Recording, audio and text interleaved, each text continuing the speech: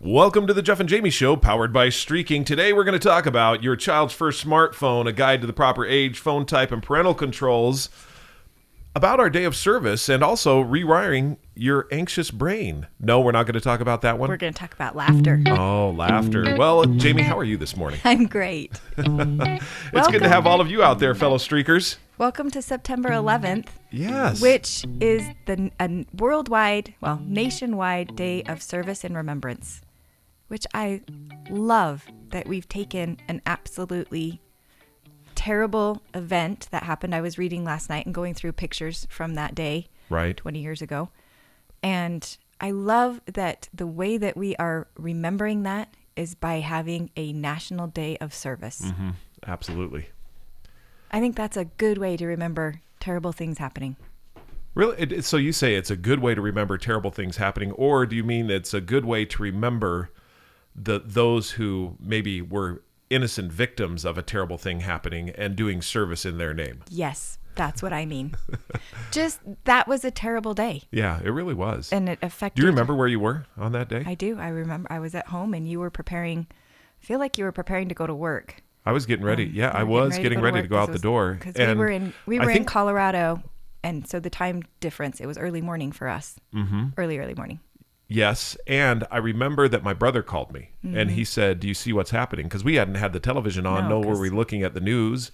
And in those infancy days, you didn't have Twitter or any of the instant social media that you have today. No. And therefore, we were just basically going about our morning routine. And he said, you might want to turn the television on. And I remember that is, so we saw one of the towers burning in the background, and we were watching it. And I remember the news reporter reporting on this tower, and another plane, I saw the plane fly into the second tower, and she didn't even know what had happened because she was reporting on the first one. I mean, everything that had happened. None and I of saw us it, expected that. Just that plane. It's kind of that surreal moment where you ask yourself, is this really happening? Yeah. Is what I'm seeing on the television a movie, or is it real? And it was difficult to comprehend that it was really happening. Yeah. And so it's just, as I was reading yesterday, again, revisiting some of the people's experiences and the pictures that were taken, and exactly what you said, the wrapping your brain around what was actually happening. Because I remember also the second thing that happened is, so the towers are burning, and the news reporters are reporting on it and have it in the background. And then I remember the first tower falling. I know. And that was another surreal moment where I just was absolutely amazed that this huge gargantuan building could just buckle and fall and just... I know. It was.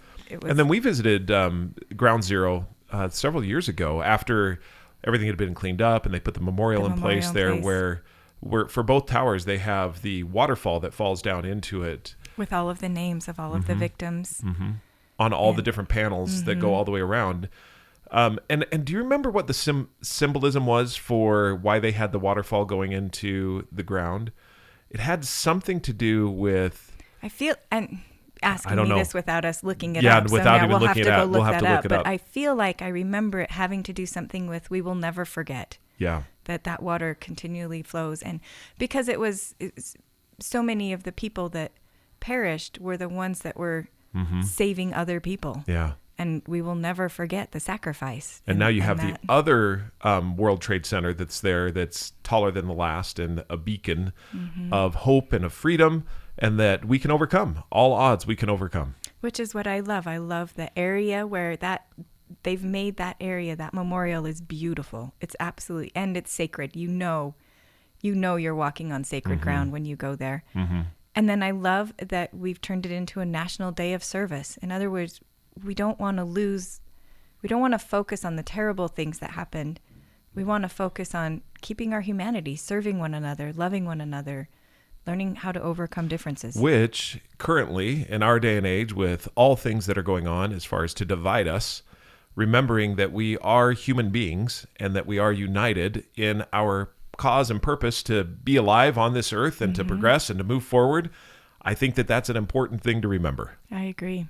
So anyway, head out today and find a way to participate in being of service. And being to of someone. service. Big, small, whatever. Don't if let you're it... not listening to it on September 11th, which is when we're actually recording and putting this out to the world, then whenever you listen to the podcast, we invite you to go out there and maybe start a streak of service.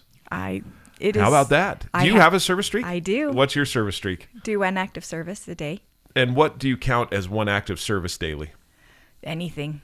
I've counted recycling. I've counted I remember smiling. there's sometimes where we're at the end of the day and Jami says, I need an act of service. How can I serve you? Yeah.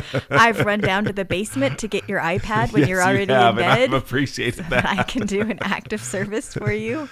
That's been so you bring up an interesting point, because that has been an interesting streak for me, because it's one of those ones that can be difficult because you think it needs to be bigger. And I will have at the end of a day. The point of the streak is to help me reach this place where I am noticing more opportunities. And that's what has been. So some days I go to bed and I'm like, I had a great service day. I spent the whole day doing this, and I don't even have to try and think of how I did an act of service today. And then there's other times that it'll be 3 or 4 days in a row that I'll sit in bed and be like, was I of service to anybody today? And then I'll think, well, I made dinner for my family. Is that service? And I'll go through this whole analysis of, well, I do that every day. Does it count?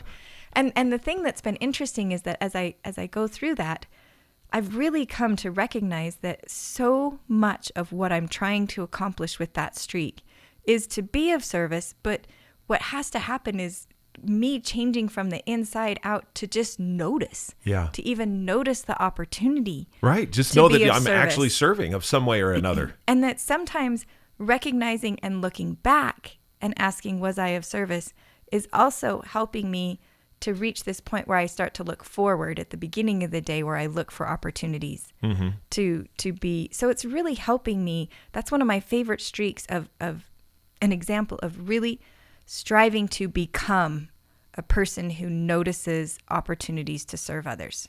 And it's something that goes on, like it carries on through your whole life. Which is one of the core premises that you have, and also I do, of streaking, which is it's taking things from an unconscious state to a conscious state. Intentional. Yes, an intentional state, deliberate. I'm actually going to move forward with this, and I'm thinking about it all the time.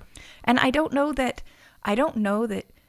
being a person who notices opportunities to serve would ever become a habit. It's something that I feel like I need to continually be feeding that desire and nurturing that desire to want to be of service, to notice those opportunities. So I had a dynamic conversation this week. We're not going to talk about it on this podcast. However, something quite amazing happened this week with streaking, and I had a conversation about an individual and how I got to this conversation relates exactly to what streaking is all about. It was doing one of your streaks. Yeah, it was doing one of my streaks. But we're not going to talk. That. We'll share it later. It's a whole podcast. Gotta... Yeah, it's later that we'll have to do that. What I want to get to now is, well, first of all, so set a streak to do one act of service, at least daily, and it's small and simple. Small and simple. And it's okay to recognize that even if you're looking back at your day and saying, oh, that was of service to another person, I believe that counts. You're bringing that subconscious to a conscious level. Right. And that's what you're wanting to do, so that you become a person who is consciously, intentionally thinking about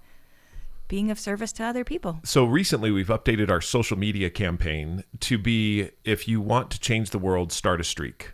Yes. And I believe that that is at the core of what you're saying in regards to looking at and considering what's the one act of service that I can do daily, looking outside of myself and seeing what I can do for others, and looking at it and saying, by that one small streak, that one small act of service, 1 million drops of water, and that's all of a sudden now I have a flood of service. Yes. And that can be you every day 1 million times recognizing it, or what if 1 million people decide at the same time to do a small act of service? That's going to change the world. Absolutely. So and that appeals to, I believe, a lot of what young adults are looking at doing today is, I want to be of service to others because I want to change the world. I want to do something that contributes to the world. I think of your brother Nick, and that's one of the things that he talks a lot about is being able to look outside of yourself and serve others. I believe I read an article, like a Harvard Business Review, that did a study. And here I am just spouting off from memory, so I haven't done the research on this. But the gist of the article was that this age group that's graduating college, that it is important to them to do a job that feels like they're making a difference in the world. Absolutely. That not everything is about making money or getting power, but that there is a drive within them to want to do something that makes a difference. And so that the article, I need to go back and find it, because the article was talking about how social issues and maybe not social issues as much, but just these issues in the world, philanthropic issues that need to be addressed, how to merge those with this group, this age group, and their jobs. Right. Because they have a desire to want to make a difference, to solve these problems. Yeah. And that as we work together, both business and philanthropy working together. Do you know what I appreciate about you? Is you'll amend anything that you say with, well, I haven't done the research. I know. And there are people that are blowhards out there that have not done 1 ounce of research and have all these opinions, and people will listen to them. I don't want to be one of those. For you, it's like, I haven't quite done the research, but you're one of the most well-read people that I know, as far and even that, she's like, no, that's hyperbole. She's looking at me going, no, that's not true. I'm not the most well-read. But she's been spending this week, I just want to let everyone know just what she's been doing this week. Every day after she's taken the kids to school, she's gone to the library and studied. It has been so much fun. So much fun. So I feel like I'm I in would college say that again. You don't need to amend. You don't have to say. Well, I want to go back and find the article because I it was haven't good. done the research. Here I am speaking without any type of authority. You have done great. I love you. I know, but that honestly, guys, I mean, I look at it and there's times where I just sit back completely amazed at what comes to Jami's mind and mouth, and yet she'll amend it with, well, I haven't really done the research. For her, I just want to tell you what this means. I have not gone to school, gotten a master's and a PhD in this particular subject. Therefore, take what I'm saying with a little bit of a grain of salt. Yet, she has a degree in communication, specifically in advertising, which is a really interesting one, and also has raised 7 children, one of whom is going to be a lawyer, I guess 2 because she's married to, they're both going to law school. The next one is an artist and graduated, and her husband is becoming a teacher. And the next 2 want to change the world. They want to change the world. But you're not well read, so... I love Sorry, it. I just have to spout off on that. You went off I on know a tangent. because that's what happens.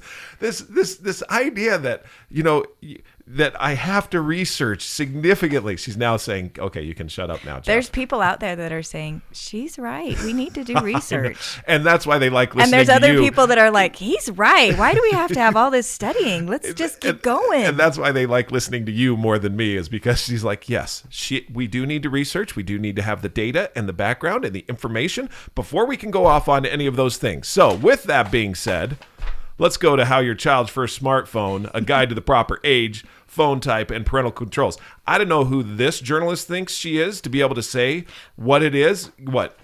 Oh, okay. All right. I just got something. First thing but she says. let me just say this, though. All right. Before you read her paragraph and before you go off on that, I have an allergic reaction to anyone who says, this is your guide. Let me just tell everyone out there, every single one of our listeners, you are your best guide. You make the decision as to what you want to do in your life and how you want to do it. That's what I love about streaking. You make your own streaks. Don't have anyone tell you what you need to do. You decide for it yourself. All right, go ahead. I'm off the soapbox. Are you sure? I don't know. I may go off one more time. Go ahead. This is what I love that she says. So, right, it's Julie Jargon. And this is We've read some of her articles Yeah, before. She's a tech writer in the Wall Street Journal, and I actually like some of her stuff. I do This too. one I was triggered by. That's because you didn't read the first part of it. All right, determining go ahead. the right age. What we know. Who is we? Who knows this? The experts. Yeah, and who are the experts? That's what I want to know. What we know is that there is not a magic age for when a child is to get a smartphone. Okay, so that's the first 10 sentences in. She communicates clearly we're not going to tell you the right age. We're not going to tell you this magic age. Okay. There's no... So I should calm down a little bit here? Calm down. Okay. It's a guide. They're more like guidelines. Pirates of the Caribbean. Yes. That's what you're going to quote to me. These are more like guidelines. They're not necessarily rules or laws to live by. But I'm with. Actually, here's what I love about this, though, Yeah. is that what your passion is, and I love this because you've instilled this in our parenting as well. And your passion is that to believe in your own intuition and to believe in the things that you know are true. Mm-hmm. To trust that you know what's going to be best for your own child. Absolutely. I think it's great that people write about and study what other people are doing. And because the next part of this is that there's no magic age, but we can tell you that by age 11, 53% of the kids have a phone. And that is is a data Not just point. a regular phone, but a smartphone. Yeah. So that's good information to know when you're looking at your child and they're like, everyone has a phone. And you can be like, not everyone, but you can know, you know what? Half of the people do. To them, it probably does seem like everyone has a phone. Do you know, just a little side fact, that there is more computing power in your pocket than there was in all the Saturn V rocket that took the astronauts to the moon? Is there really? Yeah. We have more power in our phones in than your what pocket, they had to than what travel they to had the to moon. travel to the moon. That's right. And if you've ever seen a depiction of how big the Saturn rocket was, now it was mainly just a great big bomb. It was a huge fuel tank. However, to look at that and that they rode on it. Here we go. Light this candle. We're rocking to the moon with a flip phone. No, it's not even a flip phone. That even had more computer with a switch. Hey, flip this switch and bus A and bus B and flip those switches there. And so it's any wonder that we have to have a guide to help navigate. There's so much information. And I think the information, the data that we have, it does, like what is in this article, I think does give some good. She asks, I think, 4 questions in there that I think are really good. So what I feel like she's saying is determining the right age. What I hear her saying is you've got to determine that for yourself. However, there's no magic age. In other words, not every child is going to turn 12 and now they're responsible and ready to have a smartphone. You may have a child that's responsible at 10 and you may have to wait. You may feel like my kid's going to be like 16 before they're responsible enough. It depends. I got to bring this up. Your mom wouldn't let you wear makeup till you were 16, huh? I know. Can you believe that? And look, I got married. It's a miracle. No, but isn't that it? The reason I bring that up is it's how different is the day and age. Yes. We're not talking about wearing makeup anymore. In fact, probably 6-year-olds are wearing makeup. Not that it's the right thing. So but here's what... Talking about smartphones and how social media has put pressure on and what that is, I think that plays into whether or not you're going to have a smartphone for your child. Go ahead. Yes. So the questions she asked, and here's my personal belief, is that I think that if you want this to be something that becomes a great opportunity to work with your kids, include them in the discussion. Don't just evaluate their performance and make the decision for them. Help include them in the discussion, because as I look at all of this, it's a great opportunity to talk about. But they don't know anything. Issues. I'm just going to make the decision for them. No, they know so much more than you think they know. They really do. And they know what's going on at school. They know we have experience, but I don't want to underestimate their abilities. They may lack experience, but their ability may not be as lacking as what we think it is. Okay. And so when we talk with them, we get perspective that we don't have because they're dealing in a different time than we were. And when we talk to them, they get perspective that they don't have because we have experience. Right. So this is what I loved, is that as the parent is determining the right age, is what she's saying. I would say, talk with your kids individually and ask these questions of them. So the questions are, do they show a sense of responsibility, such as getting their homework done on time?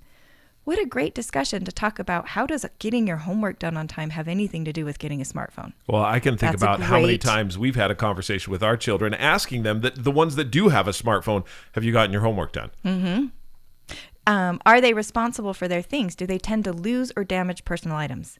Okay, I do think this one is important because I look at it and I'm like, that is frustrating as a parent when you're like... Okay, how many of our children's first phones within the first couple of months had cracked screens. Oh my gosh, all of them. You name it. Like. I mean, they would get bloody fingers from. They would get bloody fingers because their screens were. And then they came up with this great solution, which they would put packing tape over it after it broke, and they're like, it works great. Well, and because what we told them is, we're like, we'll get you your first phone. That's what we'll do, because usually it's a hand-me-down. And then every other phone after that is yours. And so they will live through. I mean, some of the screens that they've lived through, I've just been like. It's almost, you almost can't help but to admire their ingenuity and their resilience to work with such damaged equipment. I know. I mean, and it is bad. Bad. It is bad. This is my other favorite. Go ahead. Do they keep their devices as such as a tablet charged? It drives me insane to get them a phone and then it's always out of juice when I need to get a hold of them. And I'm like, seriously? When I'm trying to find out when you're going to be home or what's going on, your phone is dead. Right. But the rest of the day. Right. So yes, that's an important one. Would they be able to resist texting or scrolling in class? Okay. No one is. I just want to say this right now. I'm like, that's a ridiculous question. Maybe we should all ask ourselves that question. Yeah. Can I resist scrolling or texting in class, in my work meetings, in my work in general, anywhere pretty much I am? I remember a picture that Natalia sent to us. She was in the airport and she said, people get on teenagers for being on phones. I just want to show you this picture. And she took a picture and a row of like 10 to 15 people, all adults were on their devices. Yes. And she's like, really? I mean, why do we get the bad rap? And I love that she brought that, because it's a good point. That's why I was saying we discuss it, because I look at it and I think this idea of resisting the desire to text or scroll when you should be doing something else, that's a lifelong pursuit. That's not just something that goes away as you become an adult. So the practice that you get as a teenager, the talking about it as a family, looking at some of these things and saying, this isn't just a teenage issue. This is a technology issue that all of us are learning to manage. Which brings us to a parenting principle. Don't you love it when I kick into my little advertising voice? I love it when the alliteration works. Yeah. Parenting principle. Parenting principle. One of the principles that you and I have believed in is that you want your children to experience something in a low-risk, low-cost environment rather than a high-risk, high-cost environment. And what we mean by that is basically inside your home where you have the opportunity to influence your children, you give them as a parent the license and the liberty to be able to do whatever it is they want to do in the sense of their phones. So let me give you a case in point in this. That's a little conceptual. Let me bring it down. When our first daughter got her first smartphone, the big rage was that you limit the amount of texts that they're able to send, and you limit when they can text, and you take their phone from them. You know, you have them gather it in a basket. Can you tell his feelings about the way that he's saying this? There's a lot of people and writings out there that say you should do that. That is absolutely ludicrous and ridiculous. I'll tell you that right now. It is just insane to do that. Jeff is in rare form today, people. And I'll tell you why. Let me tell you why, okay? And by the way, so in my opinion, as I share it with you, know this.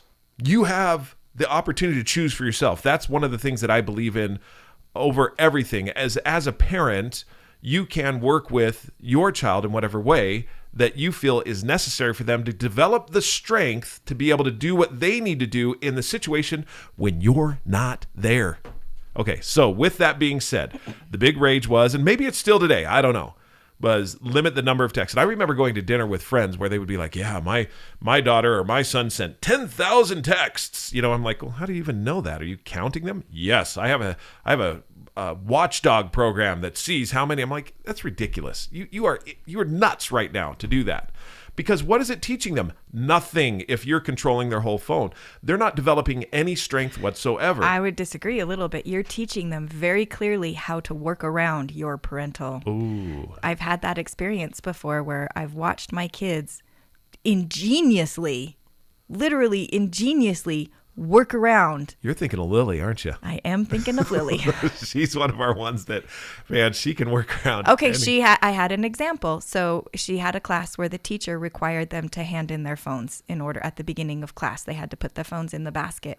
in order to be able to, when you walked into class, you put your phone in your basket. It drove her insane. She was personally offended that she couldn't be trusted to have her phone in class.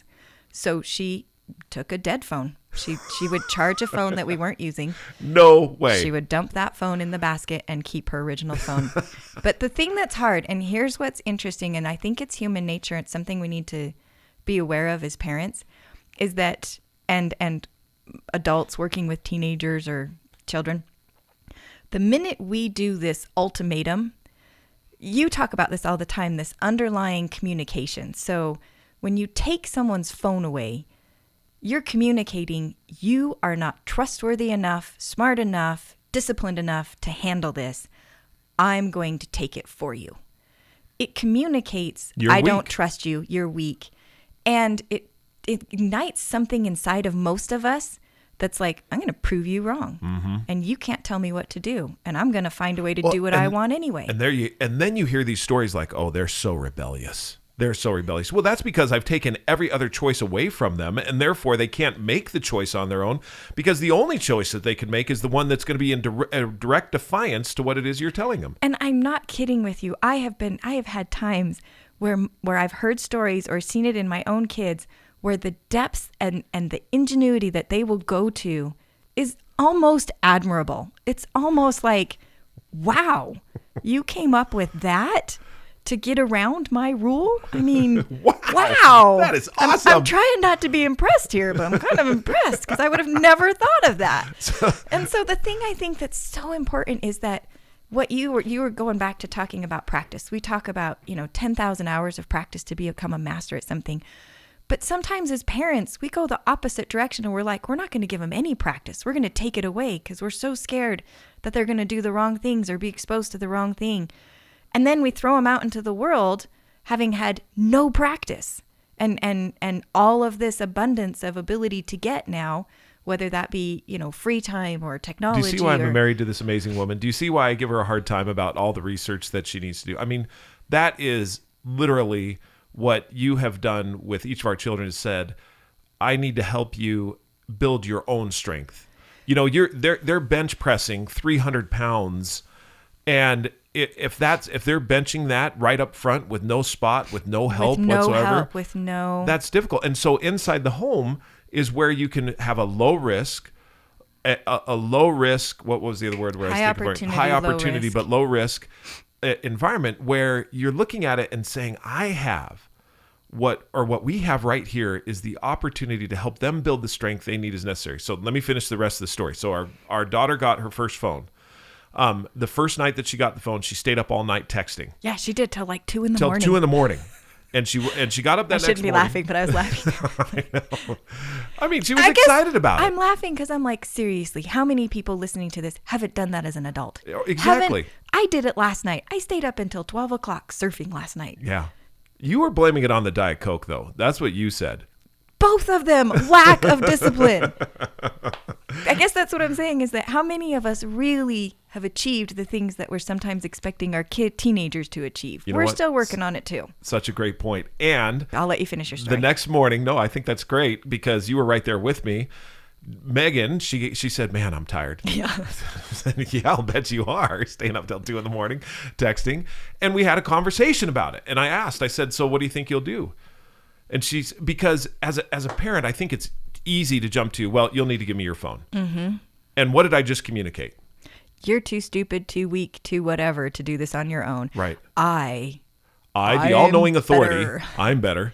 I will take your phone. It's important to recognize, we think what we're communicating is, I'm helping you. I'm loving you. I'm helping you. I'm protecting you. Right. But we do need to recognize that there's a lot of communication going on in that. And what if they make a mistake? It'll be so scary if they make a mistake. So that's where those open lines of communication are so, so valuable. Mm-hmm. They're going to make a mistake. We've made mistakes. I've made mistakes. You've made mistakes. What we want to try and do is keep those mistakes small enough that you learn and don't make the bigger mistakes. Right. And I'm a big believer. High opportunity, low risk environment. That's where I want to be. Here's the other thing that I recognize is that people are different. What's hard for one person isn't hard for another person.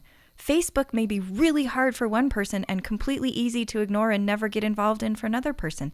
We each need to find out where our weak spots are, where those areas that we're not as disciplined as we want to be are, so that we learn, oh, you know what? I'm not as good at that.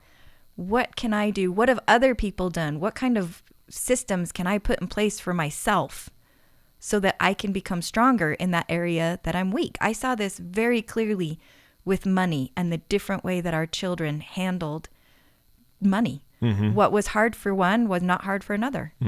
And I think it's so valuable as a child, as a teenager. That's what you're doing, is you're learning where your weak spots are. And we continue learning that. But as we get older, the cost of those lessons becomes much higher. Right, exactly. But as a teenager, those costs can be lower and a little bit supplemented by the parents. You know, we're supplementing the costs. Exactly. And so they can learn without having to do it all on their own. Well, and that's what, so I asked Megan, I said, so what are you going to do? And she set her own rules. I wanted to write a book called, what was it called? A House Without Rules, or Teaching Children How to Set Their Own Rules, or something like that, where basically they set the rules for themselves, because that then gives them the opportunity to learn what it is they want to do and how they need to govern themselves to be disciplined, to move forward, to be contributing citizens of society, to be productive, and to have the opportunity to contribute in a way that is positive and wonderful. I think that we limit people, we limit our children when we do everything for them, or when we take away all opportunities to learn, all opportunities to make a mistake. You know what? I'm not going to allow you to make a mistake. And maybe because we do that. I don't want you to get hurt. And why? Because I was hurt when I made this mistake, and so I know better. I love it in Matilda. You're big, or I'm big, you're small, I'm smart, you're dumb. Yeah. Or you're stupid. And the thing that I look at, it's such a great show, but what we're doing as parents is having the opportunity to set up, and set up situations, probably not the right word, but to allow situations to take place that give our children experience in the home where we can talk to them about it. Yes, to capitalize on the opportunities that are there. So I love this. Getting a phone is such a huge opportunity to talk about so many things. You talk about discipline. You talk about responsibility. You talk about, one of the questions it asks in here was dealing with social pressure. And it said, are you just getting your kids a phone because everyone else has a phone? That's an interesting question. And at first I was like, oh, you don't want to do that. But then I'm like, well, I had one experience where one of my children had gotten into middle school and he was really struggling with friends. Like he felt lonely and he didn't have any friends. And my older daughter came to me and she's like, Mom, he needs a phone. Everyone has one. Everyone, they text. That's how they communicate with each other. That's what you do. And I can be grumpy about that all my life. You know, I can say, well, they need to talk to each other. And not that I'm saying, I guess what I want to say is that as a parent, you're going to know what's best for your child, but talking to them is hugely helpful. And I did end up talking to him and saying, you know what, maybe it is time for you to have a phone. Yeah. So that you can, and we can start. And he does. He communicates with all of his friends that way. In fact, that is how communications is done. In fact, I think detrimental is one of the things where I take a phone. I mean, you got to be real careful about what you're doing when you're taking a phone, because you are cutting off all communication to all friends at that moment. And it's different than how we grew up. But I'll tell you what, I believe we got to be real careful about doing something like that, because it can have some really destructive consequences. A phone to the kids that have grown up with a phone is different than a phone was to us. Can bad things happen on the phone? Absolutely. Absolutely. And that's why need to be careful. And that's why we talk all the time about it. I mean, that's the other parenting principle is having the communication. That's, for example, having at least one family dinner weekly. You know, we talk about having a streak, and I think we talked about this type of streak earlier on, having at least one family dinner weekly where we can open up the lines of communication and talk about what is it that you're seeing on your phone? What are some of the things that your friends are saying? How are you interacting with your friends? It is amazing to me, just on a little side note, how quickly they can get a party together. Oh my goodness. I mean, like in 10 minutes, all of a sudden we'd have like 15 people show up at our door. You used to have to like plan ahead. Way ahead, when the parents were out of town. So my takeaway from this article and what I felt like as I read it, and what I guess I want to communicate to every parent out there, is that use these opportunities to talk to your kids. If there's something you're deeply worried about your child being exposed to, talk to them about it. Don't be afraid to say, this is what I'm worried about. This is why I'm anxious about doing this, making this decision. I think one of the things that you do really well as a parent is you look at our children as individual human beings. You respect them as a person. You don't treat them as an extension of yourself, and you don't treat them as an object in our home. You actually respect them as a human being with their own thoughts, their own feelings, their own opinions, and what it is that that motivates them. Sometimes I think it's easy for us to get into this framework where the child is an extension of ourselves, and it can be detrimental. Now, I remember this. You were really thought that Megan would turn out a lot like you. She looked like me, and everyone was like, she's like a mini you. And I, for the longest time, I was like, she's just like me. And it was so easy to assume that she thought like me and she felt like me because she looked like me, and we were buddies and we did everything together. And I'm like, she's a mini me. Yeah. And she got into the teenage years, and she started doing some things that I would have never done. Like, and I'm like, she's not you. She's Jeff. She's Jeff in Jami's body. Now I've come to realize she's Megan. Yeah, she's Megan. She's Megan. She's a little bit of me. She's a little bit of you. She's a little bit of the experiences she's had. And the other thing that's... most of all, she is decided who she wants to be. And that's what I love about providing that environment. You were going to say something. Here's a pet peeve I have. I love my children, and I feel like I know them, but I don't ever want to say, no, not a pet peeve. This is my pet peeve. Okay. Is when parents come in and say, oh, I totally know my child, this, and this. I don't think we can ever totally know our children. It's not fair to say you totally know somebody, because people are having experiences and evolving and changing and growing all the time. Mm-hmm. And so I wanted to embrace the idea of I always want to be getting to know my children. So what if I want to be a better parent? So let's bring streaking into this for just a second. I want to be a better parent. What are some of the streaks that I could set to be a better parent? As you look back on our past and what we've done, if we were earlier on when we were starting just with Megan and Rose, what streaks did we maybe unintentionally set? We didn't keep track of it, but what streaks might we have done? I think one of them being we're going to have at least one meal together a week. So something that's laughably simple. We're going to have at least one meal together a week, I think is a good one. What else kind of comes to mind? I don't know. I'm just kind of brainstorming this one. I think there's personal ones that you can set to listen to your children better. You have ones where you reach out and make personal contact. That's true. And I feel like what that's saying is I want to be present and notice. I guess mine is I want to connect with at least one child daily. And that's connect is different than contact, because I have them both.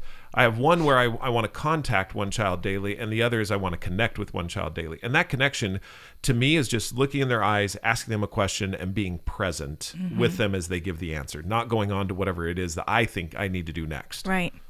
And then because we have a strong religious foundation, reading scriptures together as a family was part of it. Also, our church puts out a pamphlet called For the Strength of Youth that was guidelines on everything from dating, making friends, how you dress, the music you listen to.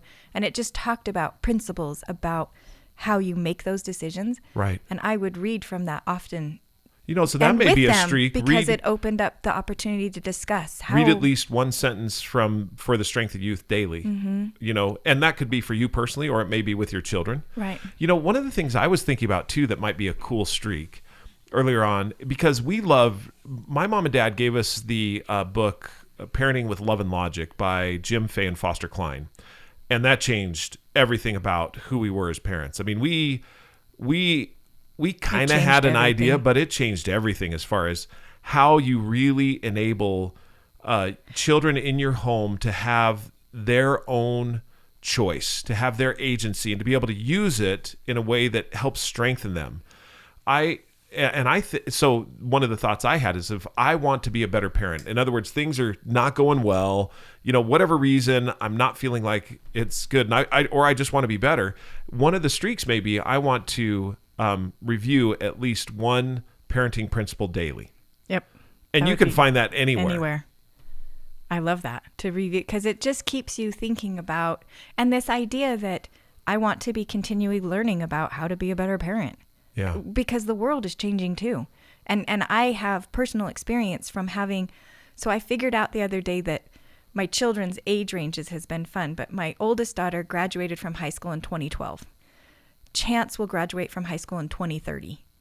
Just chew on that for a second, because I had to. You're young, 2012 to 2030. So I've had a unique opportunity to see children experience the high school experience through a range of years. Yeah. And to see how much just in that range of years, society and high school specifically has changed in the challenges that they're facing, my oldest children compared to my younger children.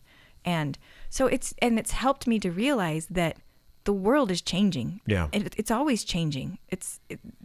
Well, as technology gets introduced into that. it, and Yes. as communication gets quicker, and and it I always can receive has been that information. way. That's the world changes, and a decade makes a difference.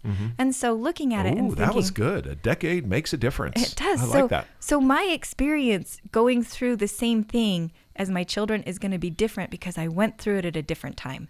But I still have experience. And so I just so strongly believe that the best way to do this is to communicate with them. They have things that we don't know and we don't see. And we have things that they don't know and they don't see. And when we work together as a family, as a group of people who are willing to communicate, we get the most broad picture and come to a place where we can make a decision that's like, okay, that is the best decision for our family. That's good. We feel good about it.